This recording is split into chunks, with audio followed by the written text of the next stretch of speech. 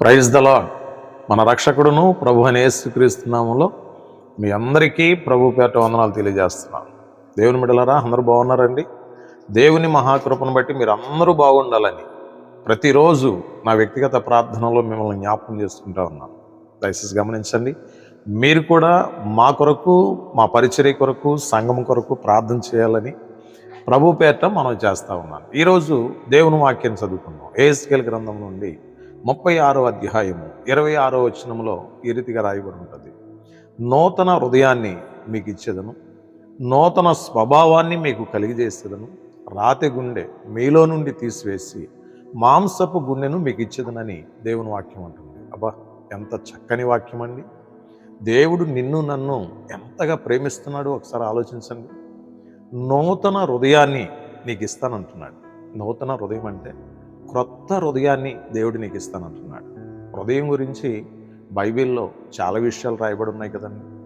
దేవుని వాక్యం అంటది ఒక చోట, హృదయం మోసకరమైనది, అది ఘోరమైన వ్యాధి గలది, దాన్ని గ్రహించగలిగిన వాడెవరు? దేవుని బిడ్డలారా, ఈ హృదయం మోసకరమైనది అంటుంది. అవును కదండి. ఈ హృదయం ఎప్పుడైతే మోసకరమైనదో అవుతుందో ప్రతి వారిని కూడా మోసం చేయాలని ప్రయత్నం చేస్తూ ఉంటుంది దేవుని బిడ్డలారా. ఈ హృదయంలో వచ్చేటువంటి ఆలోచనలను బట్టి చాలా సందర్భాల్లో చాలామంది స్నేహితులను మోసం చేస్తూ ఉంటారు, బంధువులను మోసం చేస్తూ ఉంటారు, రక్త సంబంధులను మోసం చేస్తూ ఉంటారు, భార్యను మోసం చేస్తూ ఉంటారు, భర్తను మోసం చేస్తూ ఉంటారు. చాలామంది ఒకరిని ఒకరు మోసం చేసుకుంటూ ఉంటారు. ఇటువంటి మోసపూరితమైనటువంటి పరిస్థితుల నుండి దేవుడు విడుదల చేసి ఒక క్రొత్త హృదయాన్ని నీకు ఇవ్వాలని ఆశపడుతున్నాడు. అంతేకాదు దేవుని బిడ్డలారా, నూతన స్వభావాన్ని అంటే నూతన ఆలోచనలు, నూతన తలంపులు, నూతనమైనటువంటి కోరికలు దేవుడు నీకు ఇవ్వాలని ఆశపడుతున్నాడు. నూతన స్వభావాన్ని. ఈరోజు నీ స్వభావం మార్చబడాలి, నీ ఆలోచన మార్చబడాలి, నీ తలంపు మార్చబడాలి, నీ కోరిక మార్చబడాలి. అంతేకాదు దేవుని బిడ్డలారా, మాంసపు హృదయాన్ని నీకు ఇస్తానంటున్నాడు. మెత్తని హృదయాన్ని, సాత్వికము కలిగినటువంటి హృదయాన్ని, మంచి హృదయాన్ని, దయాళత్వం కలిగినటువంటి హృదయాన్ని, ప్రేమతో నింపబడిన హృదయాన్ని దేవుడు నీకు ఇవ్వాలని ఆశపడుతున్నాడు. అన్నిటికంటే ప్రాముఖ్యంగా దేవుడు అంటున్నాడు కదా, ఏమంటున్నాడు తెలుసా దేవుని బిడ్డలారా? రాతి గుండె మీలో నుండి తీసివేస్తానని దేవుడు చెప్తున్నాడు.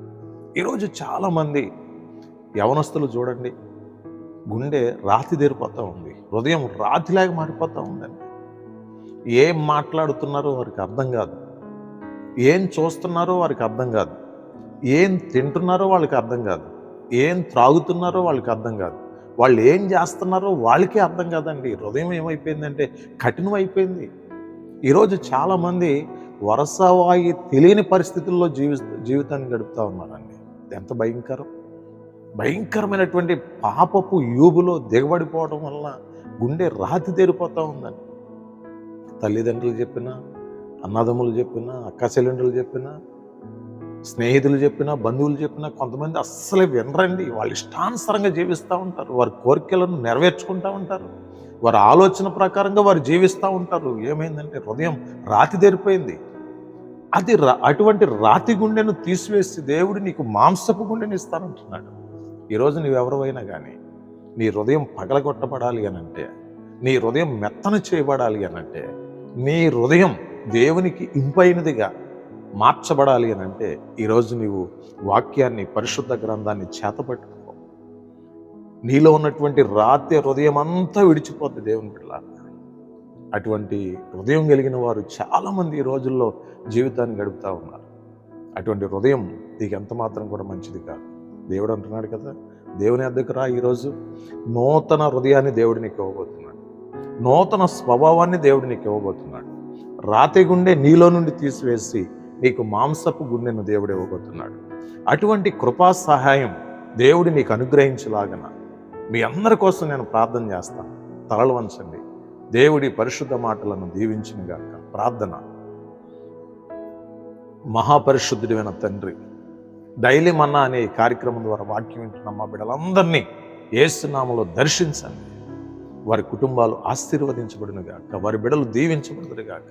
ఎంతమంది అయితే విద్యాభ్యాసం చేయించున్నారు నాయన, చదువుకుంటున్న ప్రతి బిడ్డను వారి కుటుంబాలను ప్రత్యేకపరిచి ఆశీర్వదించమని ప్రార్థిస్తున్నాను. ఈ సమయంలో ఎవరైనా అనారోగ్యంతో బలహీనతతో బాధపడుతుంటే ప్రతి ఒక్కరిని ముట్టండి, స్వస్థపరచండి. ప్రతి ఒక్కరికి నూతన హృదయాన్ని, నూతన స్వభావాన్ని అనుగ్రహించండి తండ్రి. రాతి గుండె తీసివేసి మాంసపు గుండెను ప్రతి ఒక్కరికి దయచేయండి. నీ కృప ఆశీర్వాదాలు అందరితో ఉంచమని యేసు నామములో ప్రార్థిస్తున్నాం తండ్రి. ఆమేన్. God bless.